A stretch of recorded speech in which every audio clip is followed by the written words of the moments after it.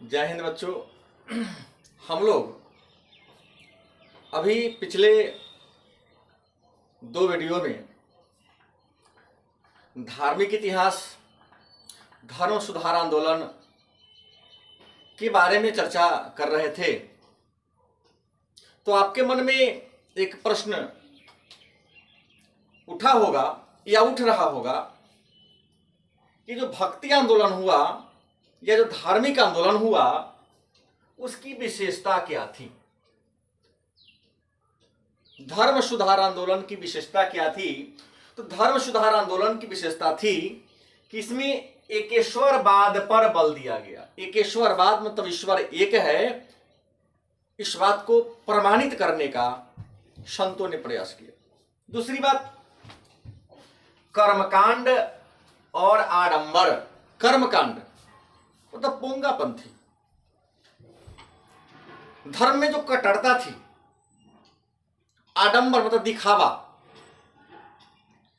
इसको विरोध किया गया, इसको हटाने की बात की गई। तीसरा, समाज में जो जाति प्रथा थी, जाति व्यवस्था थी, उस जाति व्यवस्था का विरोध किया गया। चौथा विशेषता थी इसकी कि जो छुआछूत थी, अस्पृश्यता थी, उच्च नीच की जो भावना थी, उसका विरोध किया गया।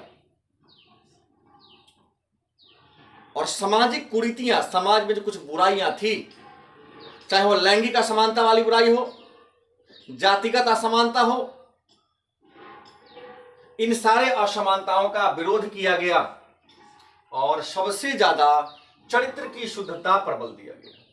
तो ये धर्म सुधार आंदोलन की या भक्ति आंदोलन की विशेषता है कि इसमें ईश्वरवाद पर बल दिया गया, कर्मकांड और आडंबर का विरोध किया गया, छुआछूत का विरोध किया गया, जाति प्रथा का विरोध किया गया, सामाजिक कुरीतियों को दूर किया गया और चरित्र की शुद्धता पर बल दिया गया। अगला प्रश्न कि भक्ति आंदोलन का हमारे सोसाइटी पर क्या प्रभाव पड़ा या धर्म सुधार आंदोलन का हमारे जीवन पर, हमारे सामाजिक जीवन पर क्या प्रभाव पड़ा।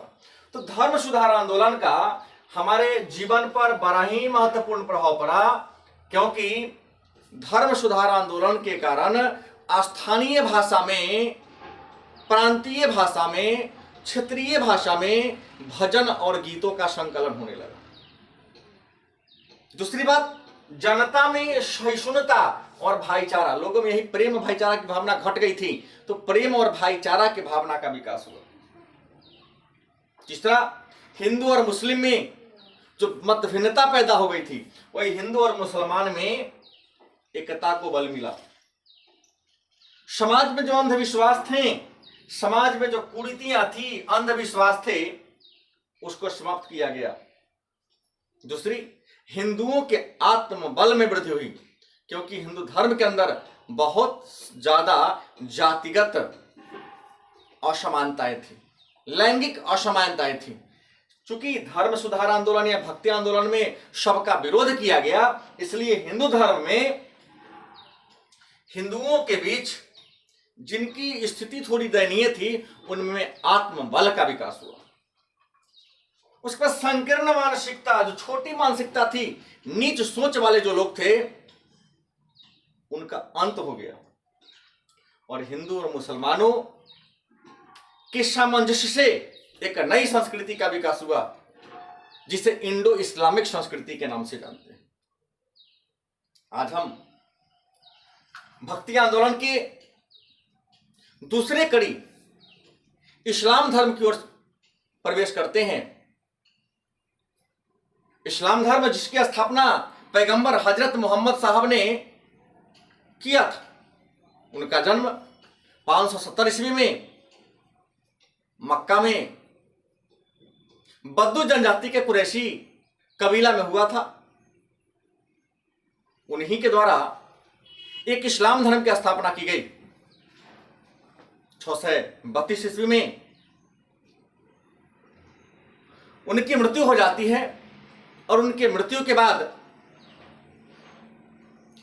उनका जो पद था, उनकी जो विशाल साम्राज्य थी, उसकी देखरेख करने के लिए एक राजनीतिक और धार्मिक पद का सृजन किया गया, जिस पद के उत्तराधिकारी को खलीफा कहा गया। इस्लाम धर्म में पहला खलीफा अबू बकर हुए और अंतिम खलीफा मुस्तफा कमाल पाशा हुए। लेकिन जो प्रारंभिक खलीफा थे वे खलीफा चूंकि इस्लाम धर्म के धार्मिक और राजनीतिक प्रधान हो गए, इस कारण वह निरंकुश हो गए, अत्याचारी हो गए, बल पर अपने सिद्धांतों को, अपने विचारों को किसी से मनवा लेते थे। उनका विरोध करना किसी के बस की बात नहीं थी। अतः कुछ जो उदार दृष्टिकोण वाले मुस्लिम संत थे, खलीफा के निरंकुशता के विरोध में उन्होंने सोसाइटी को, अपने समाज को त्याग दिया और एकांत में जीवन बिताना शुरू कर दिया और अपने अल्लाह का गुणगान करना शुरू कर दिया और पैगंबर हजरत मोहम्मद साहब के गुणों का बखान करना शुरू कर दिया। उन्होंने समाज में जो प्रेम और भाईचारा की भावना घट गई थी, प्रेम और भाईचारा की भावना को बढ़ाने लगे। हिंदू और मुसलमानों में जो संकीर्णता थी, जो मतभेद था, उस मतभेद को दूर करने लगे। तो उसी संत को सूफी संत कहा गया और उन संतों के द्वारा एक परंपरा का विकास किया गया। उस परंपरा को हम सूफी परंपरा कहते हैं। मन में प्रश्न होगा, ये सूफी है क्या? तो सूफी मुसलमान धर्म के संत को कहते हैं। ये सूफी रहस्यवादी संत है जो इस्लाम धर्म की कट्टरता के विरुद्ध उत्पन्न हुआ एक विचारधारा था।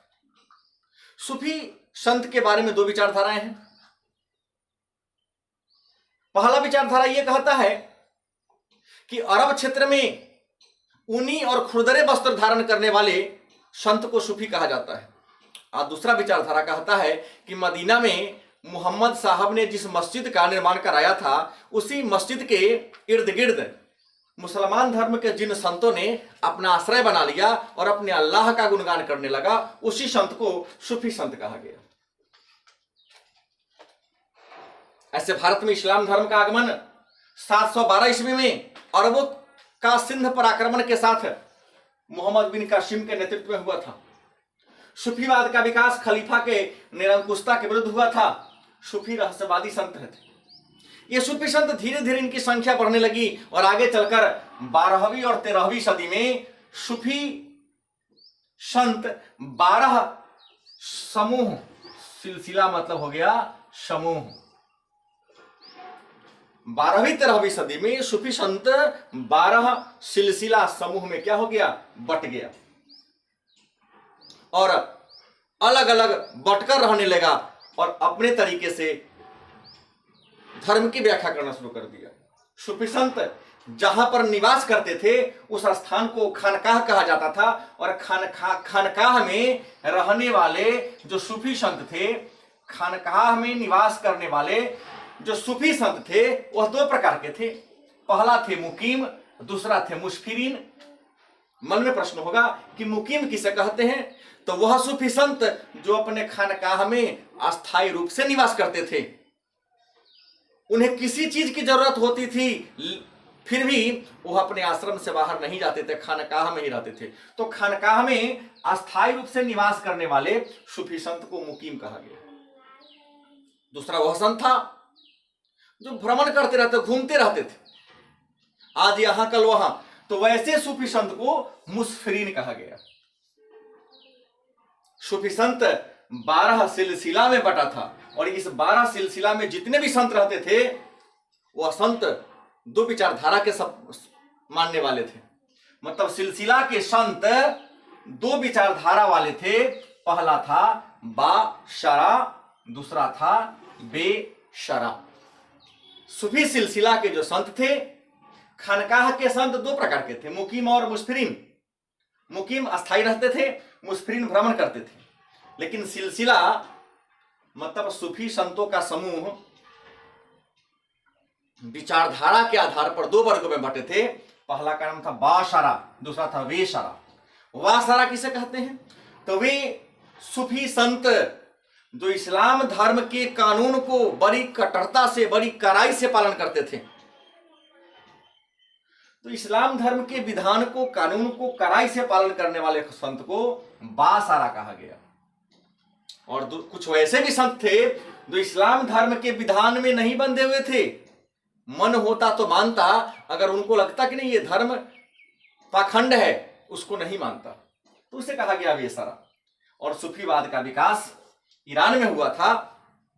और जो सूफी संत थे वह मोहम्मद साहब के द्वारा बताए गए 5 आदर्शों को, 5 नियमों को पालन करते थे। जैसे दिन में 5 बार नमाज पढ़ना, रमजान के महीना में रोजा रखना, जीवन में 1 बार मक्का मदीना हज के लिए जाना, अपने आमदनी का 40वां भाग खैरात देना और एकमात्र अल्लाह में विश्वास करना। ये सूफी संत मोहम्मद साहब द्वारा बताए गए इन 5 बातों में, मंत्रों में, सिद्धांतों में विश्वास करते थे। हम लोग कल 12 सूफी संत में सिलसिला में, जो सूफी सिलसिला भारत में आए, किसके काल में आया, इस पर चर्चा करेंगे।